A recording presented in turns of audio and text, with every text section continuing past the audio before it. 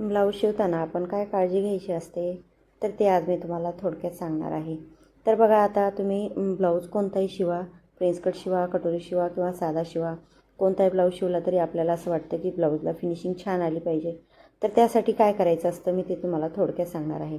तर बघा, काय करायचं, ब्लाऊज जेव्हा आपण कटिंगला घेतो तेव्हा सर्वप्रथम अस्तर आणि ब्लाऊज पीस दोन्ही एकसारखे आपण प्रेस करून घ्यायचे. कारण प्रेस जर केली तर मग तुम्हाला कटिंगला आणि शिलाईला खूप सोपं जातं.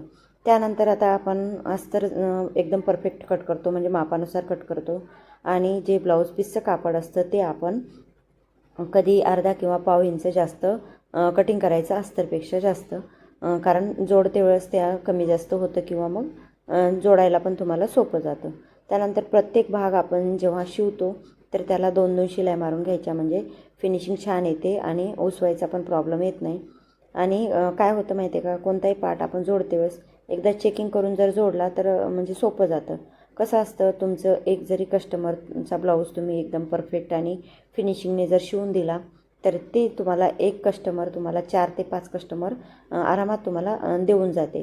कारण बायकांचं कसं असतं, एक जरी तुम्ही म्हणजे कस्टमरला व्यवस्थित ब्लाऊज शिवून दिला तर ती बाई आपल्याला 4 ते 5 कस्टमर आरामात देते. कारण ती सांगते की इथे मी प्रत्येक बाईचं तसंच असतं की मी इथे ब्लाऊज शिवते आणि छान ब्लाऊज बसतात, तुम्ही तिथं नेऊन आरामात टाका. आता माझं शॉप तर तुम्ही पाहिलंच असेल, एखाद्या 2 व्हिडिओ म्हणजे मिनी ब्लॉगमध्ये मी तुम्हाला दाखवलेलं आहे बघा, की माझं शॉप खूप छोटं आहे.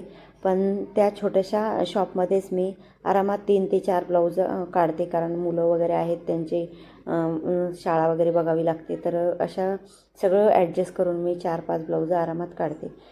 असं छोटं जरी असलं तरी तुम्ही फिनिशिंगने जर शिवून दिलं आणि भरोसा जर घेतला कस्टमरचा आणि वेळेवर जर तुम्ही दिलं तर तुम्हाला कोणतंही काम असू द्या, तुम्हाला आरामात मिळून जातो. माझ्या ब्लाऊजचे फिनिशिंग वगैरे कशी वाटते कमेंट करून नक्की सांगा.